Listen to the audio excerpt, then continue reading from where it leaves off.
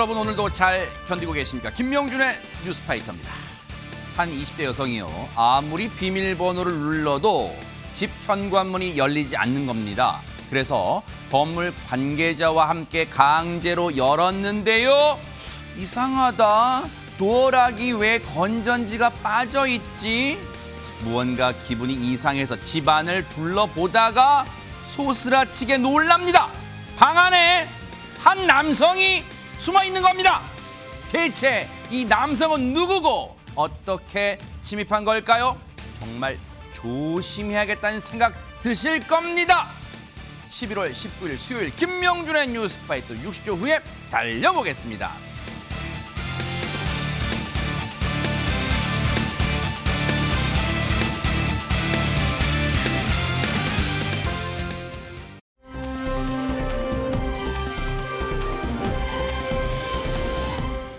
자, 오늘은 표현을 좀 바꿔볼게요.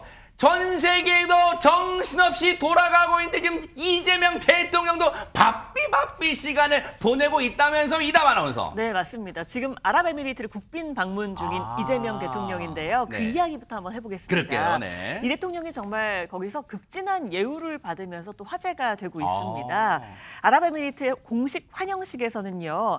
그 나라의 전통 의식, 전통 의례를 보여줬는데 이게 굉장히 독특하거든요. 한번 보시면 이게 뭐지 하실 겁니다. 영상 함께 보시죠. 뭘까요? 흰색 의상을 입고 줄지어 선 여성들이 길게 늘어뜨린 머리카락을 흔들며 춤을 추고 있습니다. 어제 아부다비 대통령궁에 이재명 대통령 차량이 경내에 진입했을 때 포착된 모습인데요. 전통 복장을 입은 여성들이 악기 연주에 맞춰서 머리카락을 좌우로 흔들며 환영 인사를 건네고 있는 겁니다. 어머? 최진봉 교수님, 전 처음에 머리 감고 머리 안 말리고 나오는 줄 알았어요. 지금 저 여성분들. 저 의식이요. 이상하게 보이고 기괴하게 보일 수도 있는데 저거 이래봬도요. 유네스코 문화유산입니다. 진짜요? 네. 그러니까 UAE나 오만 지역의 전통 의식으로 행해지는 것인데 저 행위가 유네스코의 무형문화유산으로 등재될 정도로 이렇게 유명하고요. 실제적으로는 최고 수준의 환대를 의미할 때 추는 춤이라고 합니다. 그럼 역사와 전통이 있다는 거예요? 귀한 손님을 맞이하거나 결혼식을 하거나 또는 국가 기념행사, 문화축제 등에서 선보이는 경우들이 있고요. 이게 실제로 지난 5월에 트럼프 대통령이 UAE를 방문한 적이 있었거든요. 그때도 이 의식을 했었고요. 해당 의식을 의전에 적용한 바 있는데 머리카락을 흔드는 여성들 사이를 지난 트럼프 대통령이 뭐라고 표현했냐면 정말 아름다운 도시다라고 감탄을 자아냈다고 합니다. 근데 여러분도 눈치채셨죠? 눈썰미 좋으신 시청자분들은 아실 거예요. 지금 최진영 변호사님. 에헤이, 규모가 상대가 안 되네. 아까 트럼프 대통령이 했던 그 일환과 이제 우리 이재명 대통령 갔을 때 완전 배 이상 더 많이 나왔잖아요. 대박 사건. 그렇습니다. 그만큼 대한민국과 이 아랍에미리트 사이의 관계가 돈독한 것이 아닌가 하는 생각이 우리를 더 환영한 거 아니에요? 트럼프 대통령보다? 어쨌든 트럼프 대통령이 받았던 것보다 더 어떻게 보면은 높은 대우를 받았다 이렇게 얘기를 할 수도 있잖아요. 아니 규모가 장난 아니잖아요. 네, 실내와 실외의 어떤 그 차이가 굉장히 큰 차이가 아닌가 싶은데요. 아무튼 트럼프 대통령보다 더 융숭한 대접을 받았다. 대한민국을 대표하는 분이 가서 했다고 한 것은 결국 대한민국을 존중하는 그런 부분 아니겠습니까? 그런 점에서 나름대로 의미가 깊고요. 근데 이번 같은 경우에는 단순히 저 같은 그 여성들이 나온 것뿐만 아니고 실제로 대한민국 태극기가 이 그 두바이의 초고층 빌딩에 휘날렸다 이런 얘기가 나오는 것 같은데요. 야, 멋지다. 지금 보이는 건물이 태극기 보세요. 어머나. 어마어마합니다. 이 높이가 828m로 세계에서 가장 높은 건물입니다. 저 영화에도 나왔던 빌딩이잖아요. 그렇죠. 그런데 저게 어떤 의미가 있느냐. 우리나라의 삼성물산이 저것을 만들었다. 저걸 지었어요? 그렇죠. 그렇기 때문에 우리나라 기술력으로 만든 그 세계 제1의 건물에 세계 어떻게 보면은 그 대한민국의 태극기가 휘날리는 모습, 국민의 한 사람으로서 뿌듯하다라고 하는 생각이 드는데요. 어깨 뿜뿜해져요 지금. 예, 저뿐만 아니고 뭐 부르즈 칼리파만 있는 것이 아니고 굉장히 초고층 빌딩들이 줄줄이 있는데 그 많은 빌딩에도 대한민국 태극기가 바람에 휘날리는 그런 모습을 연출했다고 합니다. 역시 대한민국의 어떤 이 건설 기술은 정말 세계 최고 수준 아닌가 그런 생각해보고 정말 우리 두 어깨가 빡빡 올라가는 그런 느낌이에요. 우리 이재명 대통령 좋은 순방 성과 좀 가져오시길 또 기대해보고요.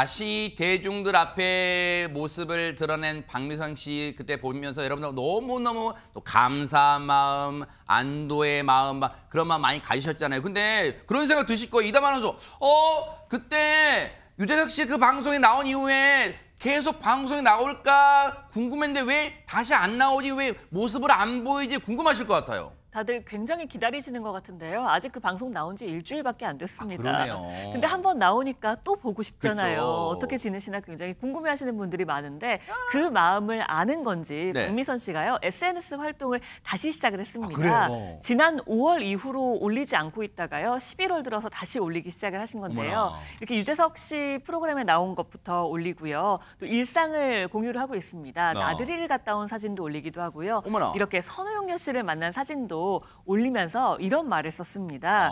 밥 사준다고 멀리 파주까지 와서 고기 사주고 간 엄마라고 했는데 순풍산부인과 인연으로 엄마라고 부르시더라고요. 그러면서 내 생각나면 그렇게 눈물이 나나 봐요 하신 거 보니까 세상에. 아마 두 분 만나셨을 때도 눈물을 흘리셨던 것 같은데 선우용녀 씨는 다른 프로그램에 나와서도 박미선 씨 얘기하면서 막 눈물을 펑펑 쏟으셨거든요. 그 두 분의 아주 각별한 애정이 돋보이는 글이었습니다. 네. 그리고요 박미선 씨 그렇게 뭐 밥도 잘 먹고 나 운동도 열심히 한다라면서 영상도 하나 올렸거든요. 그래요? 근데 그 영상을 보시면요. 네. 훌라후프를 돌리는 영상인데 저게 일반 훌라후프가 아니라 스프링 훌라후프예요. 어머. 그래서 무겁기도 하고요. 이렇게 복부에 이렇게 압박감도 주고 굉장히 어렵거든요. 굉장히 잘하시는 거예요, 저게. 근데 어머. 하시면서 그 글을 써서 또 올린 게 왜 이렇게 어렵냐. 지금 거의 얼굴로 돌리고 있다. 라고 했는데 누리꾼들이 이 모습을 보고도요. 박미선 씨를 걱정하면서 양말 신고 하세요. 몸이 따뜻해야 돼요. 또 그리고 파이팅 하세요라는 세상에. 글들을 올리면서요. 응원과 격려가 댓글에 막 쏟아지고 있습니다. 세상에, 그래도 훌라후프 정말 잘하시네요. 사실 저도 저 영상에 저 댓글 달았어요. 정말 잘하시네요. 막 이렇게 했는데, 근데 지금 최진영 변호사님, 사실 지난 5월까지가 마지막 이 SNS 활동이었는데 지금 근 6개월 만에 활동을 재개했어요. SNS 활동을. 얼마나 그동안 팬들과 소통하고 싶었겠어요, 진짜. 네, 말씀드린 것처럼 바삐 정말 살아온 그러니까요. 인생 맞아요. 아니었겠습니까? 그런데 이번에 수술을 하고 회복하는 과정에서 진짜 이제 쉬는 게 뭔지를 깨달았다 얘기를 하는 것 같습니다. 저도 마찬가지였습니다만 네. 특히 이제 연예인들 조금 시간이 나고 쉰다라고 하면은 비행기 타고 해외로 가는 이런 거 꿈꾸잖아요. 네. 그런데 이번에 좀 쉬면서 생각해 봤더니만 그게 진짜 쉬는 것이 아니고 시차도 이렇게 해서 사실상 몸을 혹사하는 것이 아니냐 그런 깨달음을 얻었다고 합니다. 그러면서 이제 같은 경우에는 지금 그림 나오고 있죠. 가까운 곳에 가을을 맞아서 단풍 구경도 하는 그런 모습을 지금 소셜미디어에 올리고 있는데요. 네. 본인 스스로 그래서 보면은 살면서 이런 여유를 다 누리네요. 그러니까요. 라는 글과 함께 네. 단풍이 너무 아름다운 행복한 산책, 이렇게 건강하게 가까운 것을 산책하는 것이 오히려 진정한 휴식이다라는 평범한 깨달음을 주시는 것 같습니다. 아니 진짜 물론 이제 어려운 그 암 투병을 완전히 이겨냈지만 지금 너무 바쁘게 살다 보면, 왜냐하면 일반 뭐 직장인분들도 바로 뒤에 산이 있어도 못 가볼 정도 바쁘잖아요. 근데 뭐 아까 사진 여러 장 좀 보이소. 와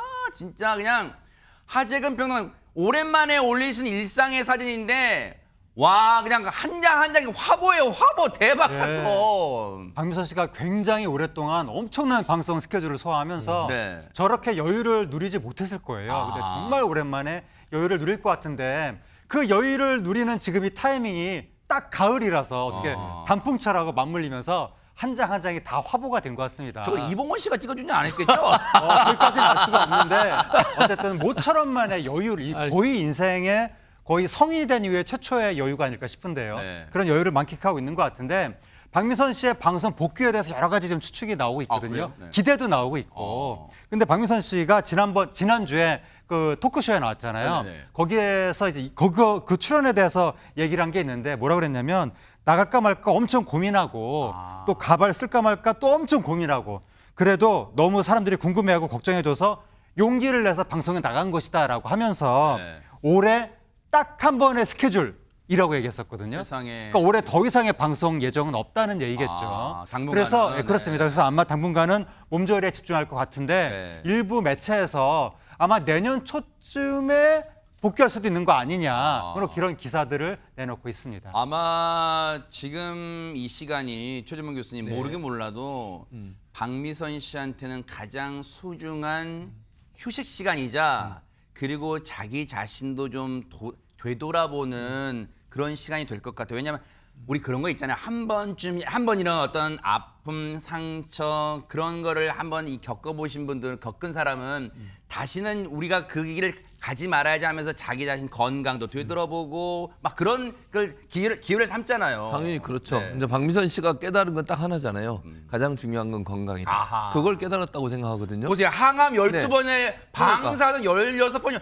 얼마나 몸이 혹사당했겠어. 진짜 힘들었겠어요. 그러니까요. 세상에. 그동안 본인이 삶의 목표로 삼았던 뭐 예를 들면 방송 생활이든 뭐든 이 모든 것들이 사실은 건강이 무너지니까 아무것도 아니라는 걸 깨닫게 된 거예요. 그러면 이제는 최우선을 건강에 둘 수밖에 없습니다. 그러니까요. 그래서 저는 박미선 씨가 그걸 깨달았기 때문에 다시는 몸을 혹사시키는 일을 하지 않을 거예요. 맞아요. 그러니까 우리는 정말 박미선 씨가 빨리 복귀해서 방송 스크린에서 보고 싶고 브라운관에서 보고 싶지만 박미선 씨 입장에서는 그걸 최우선 과제로 감삼지 않기 때문에 천천히 맞아요. 그리고 보조에 맞춰 자기의 삶과 건강의 보조에 맞춰서 할 겁니다. 그렇기 때문에 우리가 좀 기다려 주셔야 한다고 맞아요, 생각하고요. 인생은요. 네. 결국은 건강하게 오랫도록 사는 게 목표잖아요. 맞아요. 네. 그러기 위해서 방송도 하고 그래서 돈을 맞아요. 버는 거니까 그게 우선이 돼야 된다는 점에서 박미선 씨는 빨리 복귀하기보다는 네. 본인의 일상생활을 즐기면서 여유가 생기고 건강이 회복되면 그때 나오지 않을까 이런 생각이 듭니다. 박미선 씨가 이제 항암 이겨내고 이제 일상으로의 복귀를 준비하는 저 SNS 사진과 영상을 보니까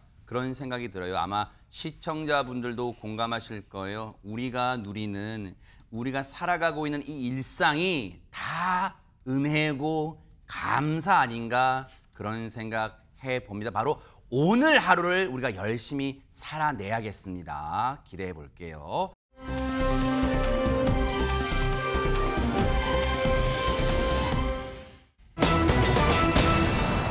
어머나 세상에, 우리 죽을 고비를 한 번만 넘겨도 구사일생이라는 표현을 쓰는데 3번이나 넘긴 강남길씨라고요. 진짜 손정희 변호사님. 그렇습니다. 올해 나이가 67인데요. 그러면서 나는 60까지 못 살겠구나라는 생각을 했었던 적이 있다고 합니다. 그게 이제 41살에 심근경색이 왔다고 하고요. 49에는 급체 증상이 굉장히 위독했다라고 하고요. 그리고 59살에는 위 함몰 등이 와서 지금까지 죽을 고비를 총 3번이나 넘겼기 때문이라고 하는데요.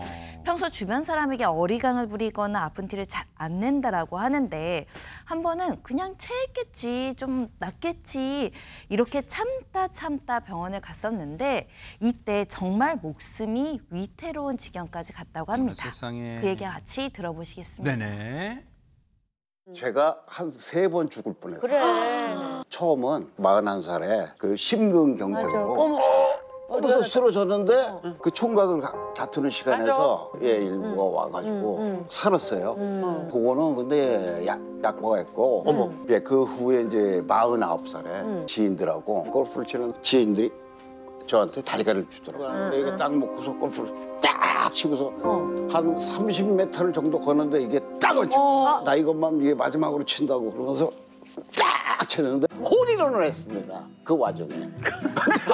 어떻게 됐어? 병원에 갔어요? 병원에 가 이제 실핏줄이 터진 거예요. 위에? 위로 올라오면서 피가 딱 보니까 죽어가는 거. 그래도 역시 천생 배우, 그리고 우리한테 웃음을 줬던 배우 기질이 있어요. 그 와중에도 자기의 죽을 고비 얘기하면서도 하재근 평론가님 그 와중에 주변 분들 빵 터지게 했어요. 또. 예, 저 홀인원 딱 쳤을 때가 바로 49 급체 사건인데 체했다고 하니까 뭐 이렇게 급체 사건.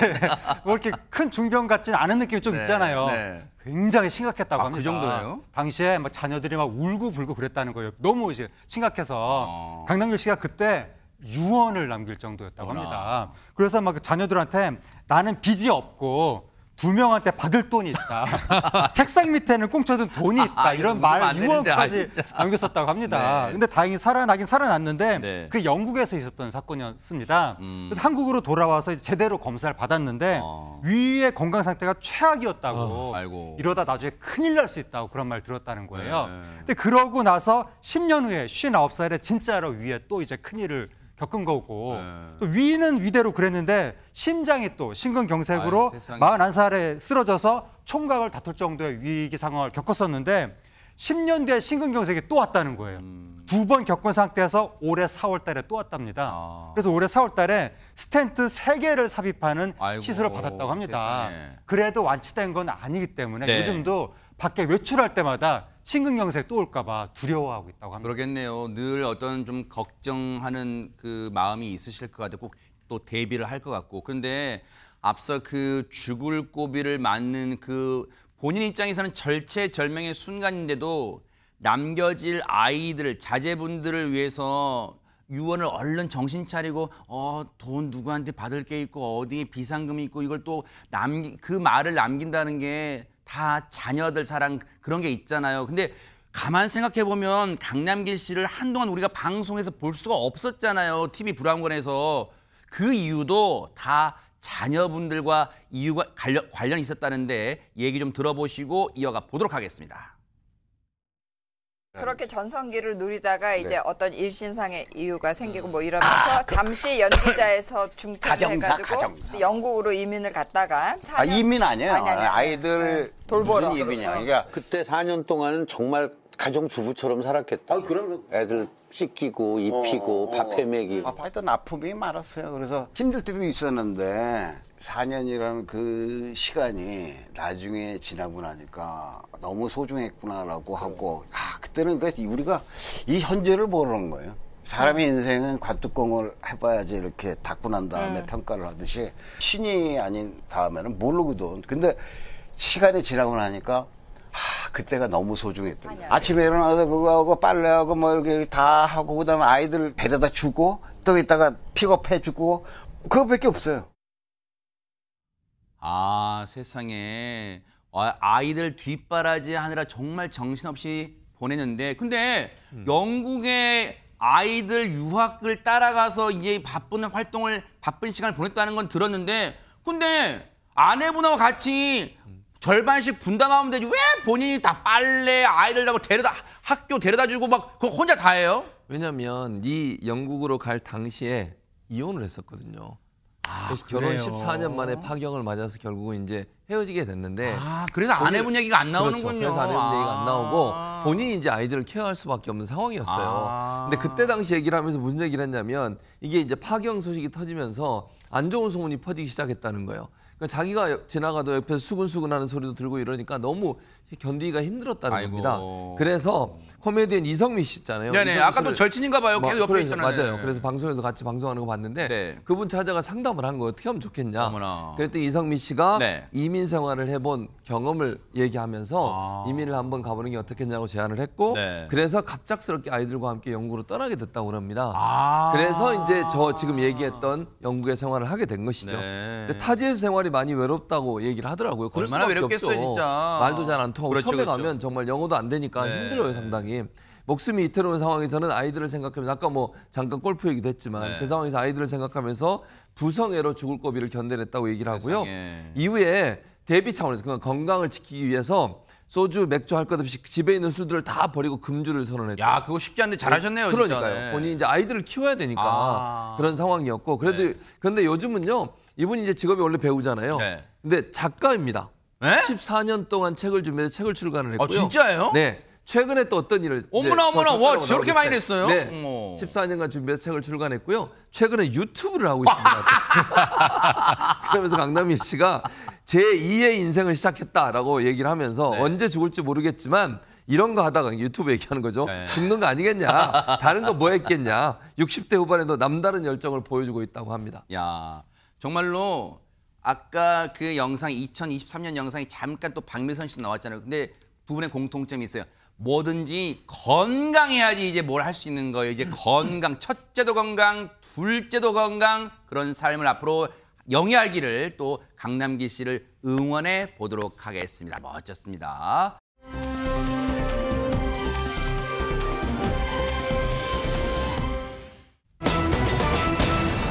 아니 보통 우리 절도범이라는 단어가 나오면 뒤에 때문이라는 게 나오잖아요. 아, 나 절도범 때문에 경찰서 갔다 왔잖아. 아, 나 절도범 때문에 무서워 잠을 못 자고 있어. 막 이런 거 아니에요, 이담하면서? 그렇죠. 절도범 덕에 나온 돌고 돌고 돌고가 뭘까 싶으실 텐데요. 그러니까요. 일단 앵커님 돌고 돌고 돌고라는 노래 아시죠? 나 오늘 진짜 미치겠어 돌겠어 막 그럴 때 하는 거 아니잖아요, 그때. 전인권 씨가 부른 그 노래 있잖아요. 아, 노래. 네. 다시 쩔거. 그거 그 노래. 네. 쩔거. 맞아요. 네네네. 콘서트나- 약간 가래 끓는 소리 해야 맞아요. 네네네. 콘서트나 공연 같은 데 가면 이 노래 끝났는데도 누군가 다시 하면 돌고 계속 네네, 불러야 되는 맞아요. 바로 그 노래잖아요. 그랬죠. 좀 비슷하게 흉내 내시는 것 같아요. 그렇죠, 그렇죠. 네, 네, 네. 그 곡인데 이게 정말 전인권 씨의 유명한 곡들 중에 맞아요. 한 곡인데요. 이 곡을 비롯해서 뭐 사실 전인권 씨의 히트곡 많습니다. 그것만이 내 세상, 걱정 말아요 그대. 그리고 뭐 데뷔했을 때 들국화로 데뷔했을 때 85년도에 행진까지 정말 많잖아요. 그 중에 돌고 돌고 돌고를 얘기를 해보려고 하는데요. 아하.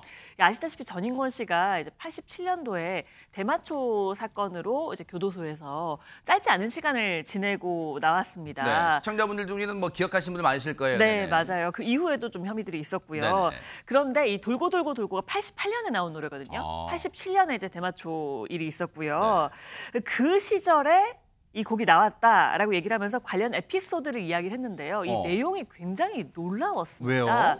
근데 전인권 씨가 교도소에서 감방에 있을 때 그 방 안에 11명과 함께 지냈대요. 네. 근데 그 11명이 다 죄목도 직업도 뭐 얼굴도 각양각색이었는데 그중에 한 친구는 도저히 뭐 하는지를 모르겠더래요. 그래서 넌 직업이 뭐냐라고 물어보니까 그 친구가 저는 도둑놈입니다. 라고 했다는 겁니다. 아니 근데 진짜 이게 마치 영화의 한 장면 같잖아요. 딱 여러 명인데 넌 직업이 뭐냐? 네, 저는 도둑놈입니다. 아 근데 약간 이게 이야기 전개가 초반부터 심상치가 않게 흘러갑니다 지금. 예, 그 자기 자신을 도둑놈이라고 소개한 그 교도소 동기가 네. 뭐라 그랬냐면 저는 실력이 있어서 강도는 안 합니다. 이렇게 얘기했다는 거예요. 뭐야, 이게? 그러니까 자기는 물건만 깜짝까지 훔쳐갈 수 있는 능력이 있기 때문에 굳이 사람을 해치지 않는다. 이제 그 얘기를 그 도둑질에 대한 자신의 철학, 소신을 지금 이야기를 한 것 같습니다. 네. 그러니까 전인권 씨가 그 얘기 듣고 뭐 이런 사람이 다 있나 해서 네. 농반 진반으로 그러면 그렇게 당신 능력이 뛰어나면 우리 집 주소 줄 테니까 나중에 나가면 우리 집 한번 털어봐. 에? 이렇게 얘기를 했다는 거예요. 네. 그러면서 전인권 씨가 우리 집은 계속 올라가는 구조라서 한 번에 싹 가져가야 된다. 한두 개만 가져가면 안 된다라고 약속까지 했다고 합니다. 아니 최진명 교수님 이게 네. 농담으로라도 지금 같은 교도소 안에 있다고 해도 농담으로라도 할 게 있지. 야 설마 그거 진짜로 그게 뭐 벌어지진 않았겠죠 그 사건이. 설마가 사람 잡습니다. 에? 실제로 벌어졌습니다. 어머나. 그러니까 자기 집안에 털어보라 그랬잖아요. 네. 실제 이 사람이 털고 간 거예요. 진짜예요? 이런 황당한 일이 벌어진 겁니다. 그러니까 전인권 씨가 시간이 흘러서 출소를 하게 됐을 거 아니에요? 그 주소를 진짜 주소를 알려준 거예요 그러면? 그런 것 같아요. 어머나. 그러니까 모르겠어요. 왜 전인권 씨가 그렇게 얘기했는지는 모르겠는데 진짜 주소를 알려주고 털어보라고 그러니까 실제로 털었다는 거예요. 어머나. 그건 모르고 있다가 본인이 출소해서 집에 가니까 네. 어느 날 집에 들어오는 순간 집이 텅 비어 있었다는 겁니다. 그러니까 뭐 보통 값비싼 앰프도 있잖아요. 네. 그 당시에는 앰프 뭐 이런 게 비쌌으니까 앰프, 턴테이블 모두 다 사라졌다고 합니다. 아니 그럼 아까 네. 한두 개 말고 한 번에 다 가져가라 번에 그 약속을 지킨 지킨 아니, 거예요. 그것도 약속이라 해야 되는지 모르겠지만 어쨌든. 더 황당한 거 메모를 하나 남겨놨어요. 왜? 하나의 메모. 네. 형님 다 가져갑니다. 어머나 그리고 가져갔다고 합니다. 어머나 어머나. 아니 손정희 변호사님, 야 이게 약속이란 단어를 붙여도 되는지 모르겠지만, 아 저런 약속은 굳이 안 지켜도 되는 거잖아요 지금. 그렇습니다. 마치 영화의 한 장면, 비현실적인 상황이 아닐까 생각하는데요. 이 전인권 씨가 이런 일화를 밝히면서 돌고 돌고 돌고 이 탄생 설화에 대해서 이렇게 설명을 했는데요. 일단 같은 시간 속에서도 서로 다른 삶을 사는구나. 사람은 이렇게 다를 수 있다는 걸 정말 깊이 생각했다라고 하면서 이 일화가 돌고 돌고 돌고의 가사가 됐다라고 이야기했습니다. 야 최진영 변호사님, 전인권 씨가 도둑 다 털린 거는 가슴 아프고 놀랄 일이지만, 야 그래서 진짜 도둑 덕분에 절도범 덕분이라는 단어가 나오는 것 같은데 그 가사를 다시 음미해 보니까 진짜 철학적 내용이 담겨 있네요. 철학이라고 해서 그런데요. 저는 이 얘기를 듣고 딱 머리에 떠오른 것이 빅토르 위고의 소설 라미제라블 장발장이 나오는 미리엘 신부님이 생각이 났는데 거기도 빵 한 조각 훔친 죄로 19년을 형을 살았던 장발장이 이제 그 신부님이 있는 성당에 왔을 때에 자고 나서 가면서 거기에 있는 은식기를 훔쳐갔잖아요. 그런데 나중에 자비에르 경감이 잡아왔을 때 이거 어떻게 보면 성당이 거 맞냐 했을 때에 그거 제가 준 것입니다. 라고 했는데 저는 여기에서는 웃으면서 약속을 한 것이기 때문에 그렇다라고 했지만 오히려 제가 봤을 때는 그것보다는 나는 이렇게 나와서 살 만큼 다시 했지만 거기에 있던 그 절도범은 평소 때 얼마나 어려웠을까 하는 그런 어떤 그 연민 그런 부분에 있어서 신고를 하지 않은 것이 아닌가 하는 그런 생각을 했거든요.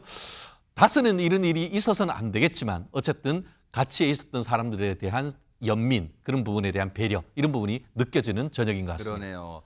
야, 이 돌고 그냥 명곡인 줄 알았는데 시대를 관통한 이 메가 히트곡의 그 탄생 배경에 이런 게 있다니까 더 놀라운데 얘기 나온 김에 이 노래 한번 들어보시고 이어가 보도록 하겠습니다.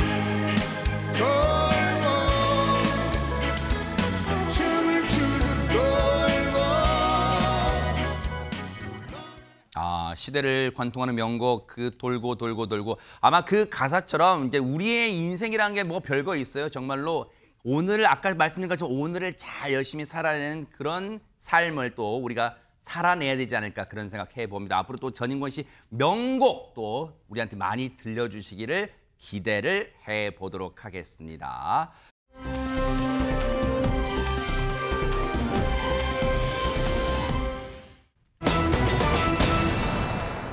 보통 이제 집에 갔을 때 띠띠띠 하면 이제 문이 착 열리는 어떤 그게 또 즐거움이 있는데 띠띠띠띠띠띠 안 열리고 그러면 이다만 이거 뭐야 이거 막 긴장되잖아요. 가끔 잘못 눌렀을 때 깜짝 놀라잖아요. 그쵸? 우리 집 아닌가 싶고요. 네. 제가 잘못 올라왔나 싶은데 지난 17일 오후 1시 30분에요. 이런 비슷한 일이 있었습니다.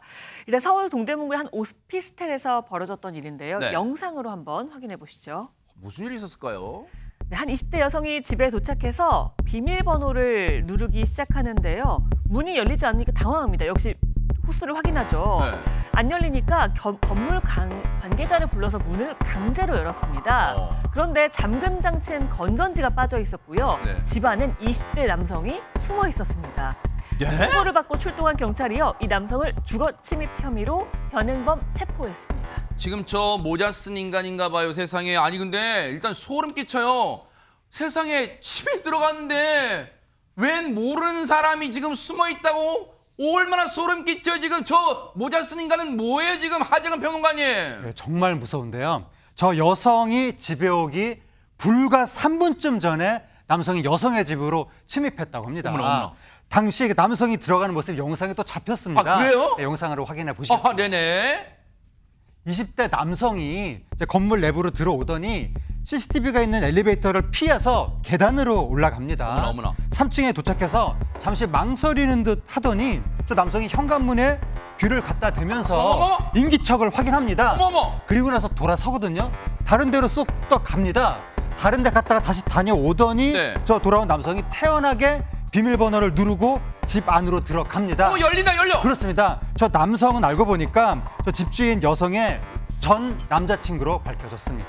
어머나 세상에. 아유, 더더욱 소름 끼쳐요. 근데 전 남자친구라면 지금은 헤어졌단 얘긴데 혹시 헤어지고 나서 비밀번호를 안 바꿨을까요? 관련 목소리 좀 들어보시고 이어가 보도록 하겠습니다. 뭐 카드 같은 거 뺏겨간 걸로 열었대요. 지문을 보고 열었대. 뭐 누르면 잡고 그럼 열어봐라. 응? 어때 또 못 열어? 아니 지금 이 얘기 들으면 최진봉 교수님 네. 비밀번호를 대체 지금 저 전 여자친구가 알려준 건 아니라는 거 아니에요 지금? 아니에요. 그럼 어떻게 알아낸 거예요? 어떻게 알아냈냐면 불법적인 방법으로 알아냈죠. 지금 처음에 대답한 거 들으셨죠? 현장 관계자 처음에는 뭐라고 얘기하냐면 카드로 열었어요. 이러다가 그게 안 통하니까 지문 보고 열었어요. 열어봐 그러면 근데 못 누르는 거예요. 뭐였냐면 카메라를 설치해서 이 여성분 주인분이 들어가는 장면을 촬영하고 있었던 거예요. 몰래.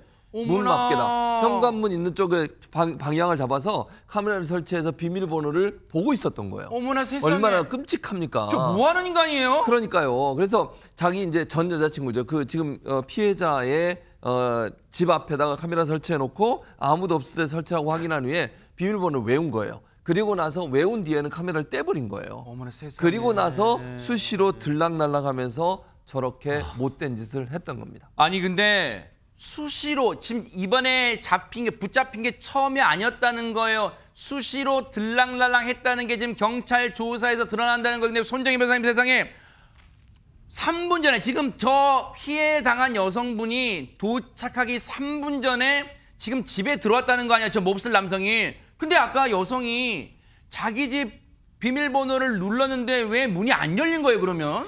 그러니까 이 들어오지 못하게 하기 위해서 이 건전지, 도어락을 이제 해체해서 건전지를 빼놨다라고 합니다. 어머나.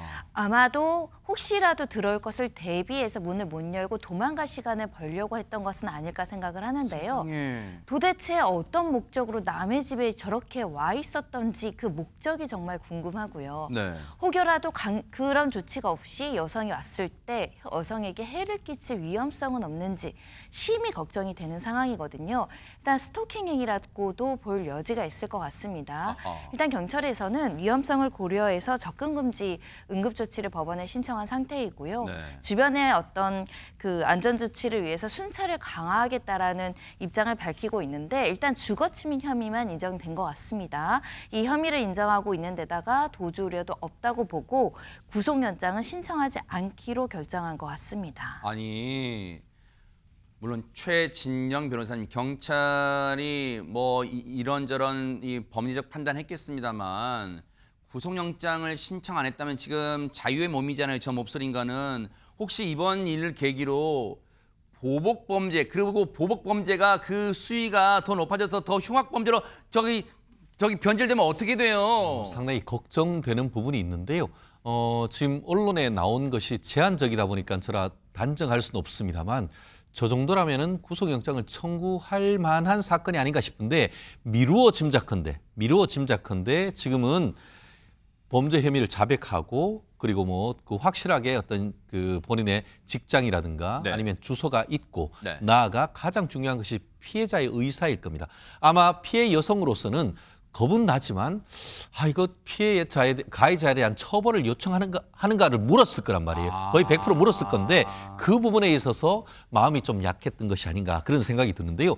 이번 사안을 봤더니만 이 피해 여성도 가해자도 모두 다 중국인이었다고 합니다. 그래요? 사실 그렇게 생각하면은 해외로 나가버리면은 이거 처벌도 못하는 거거든요. 그러네요. 그렇기 때문에 이와 같은 경찰의 완화된 조치가 맞는지에 대해서는 내부적으로도 다시 한번 좀 상의를 해볼 그럴 만한 사안이 아닌가 싶습니다. 일단 우선은 경찰의 얘기대로 당분간 순찰 조치를 강화한다고 하니까 꼭 그렇게 해주시기를 기대를 해보도록 하겠습니다.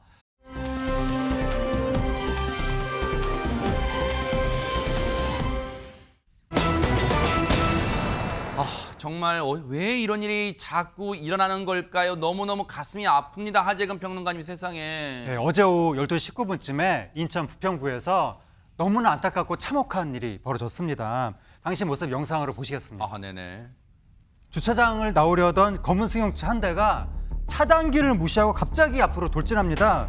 돌진한 차량은 인근에 있던 양말 행상 트럭을 들이받았는데 사고 충격으로 트럭이 휘청이면서 양말과 번호판이 떨어져 나갔습니다.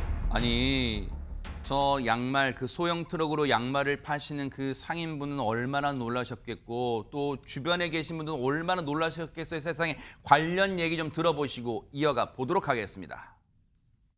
일단 소리 나자마자 다 달려 들어왔어요. 근처에 있던 사람들. 다 같이 일단 그 둥글게 사람들 모여서 차를 일단 들어서 빼자 이렇게 해가지고. 지금 사고가 나자마자 일단 사람들이 다 지금 주변 분들이 모여서 뭔가 차를 빼내려고 했나 봐요. 뭔가 동굴게 지금 뭐 힘을 모았다. 지금 그런 얘기가 들리네요. 이담 아나운서. 네, 그 앞서 제목이 손잡고 걷던 모녀에게 참변이었잖아요. 네. 아까 돌진한 그 차량은 양말 행상 트럭을 치고 거기서 끝이 난 게 아니었습니다. 계속 돌진이 됐던 거예요. 이후 상황을 영상으로 함께 보시겠습니다. 네. 트럭을 충돌한 승용차는 이후 인도로 돌진해서 손잡고 지나던 모녀를 덮친 뒤에 세상에. 건물을 들이받고서야 겨우 멈췄습니다. 어머나. 이 사고로 피해자가 차량 밑에 깔렸는데요. 주변에 있던 시민들이 모두 모여서 피해자 구조를 위해 차를 들어 올리려고 안간힘을 써보는데 이게 무엇 때문인지 차량은 꼼짝도 하질 않습니다. 그래서 주변 분들이 아까 다 모여서 힘을 썼다는 게 저 지금 피해 당하신 분들이 세상에 차 밑에 깔려있기 때문에 얼른 차를 들어야겠다, 이동시켜야겠다는 그 생각이었군요, 지금. 그렇죠. 그러니까 20명이나 달라갔대요, 그래요. 주변에 있는 분들 승분이 오셔가지고 저 차를 어떻게든지 들어가지고 구해내려고 했는데 세상에. 안타깝게도 승용차 타이어 뒤 범퍼 부분이요 가로수에 끼어 있었다는 거예요. 어떻게. 그러니까 사람의 힘으로는 도저히 안 돼. 기계를 통해서 잘라내지 않으면 도저히 들을 수 없는 상황이 된 거예요. 일본 일초가 너무 지금 다 그러니까요. 다급한데. 결국은 사고 차량이 사고 10분 뒤에야 소방차가 도착을 했고 소방대원이 출동해서 저걸 자르고 나서야 겨우 빼낼 수가 있었어요. 그러니까 그 시간만 조금만 더 빨리 했으면 또 어떻게 생명을 더 건강하게 더 찾아낼 수도 있었을 텐데 그러지 못한 게 너무 아까운데요. 피해 모녀는 약국에서 약을 짓고 아이와 손잡고 그 30대 엄마가 데리고 가고 있었던 길이에요. 근데 그 지금 나오는 모녀를 약국에서 그 모녀를 덮친 거예요, 지금. 어머나. 이 30대 엄마는요 심정지 상태로 지금 현재까지 의식이 없는 상태고요. 어떡해. 2살 딸은 목과 다리를 크게 다쳤지만 현재는 증상이 호전돼서 일반 병실로 옮겼다고 하는데 이 엄마가 빨리 깨어나야 돼요. 너무 안타깝고요. 이게 말을 하는 게 날벼락이죠. 어떻게 저런 일이 벌어질 수 있냐고요. 어떡합니까 세상에. 아니 근데 개관절 이 사고가 이 청천벽력 같은 사고가 어쩌다 일어난 게 된 거예요, 손정희 변호사님. 일단 이 70대 운전자 조사 과정에서 내가 페달을 잘못 밟았다라고 과실을 인정한 것으로 알려지고 있고요. 경찰에서는 운전자, 목격자 그리고 CCTV 영상 등을 토대로 정확한 사고 원인을 조사 중에 있습니다. 너무너무 안타깝고 반드시 이 사고 원인 그리고 지금 너무 엄마요, 30대 엄마 여성 지금 빨리 의식 되찾으시길 정말 간절히 기도하겠습니다.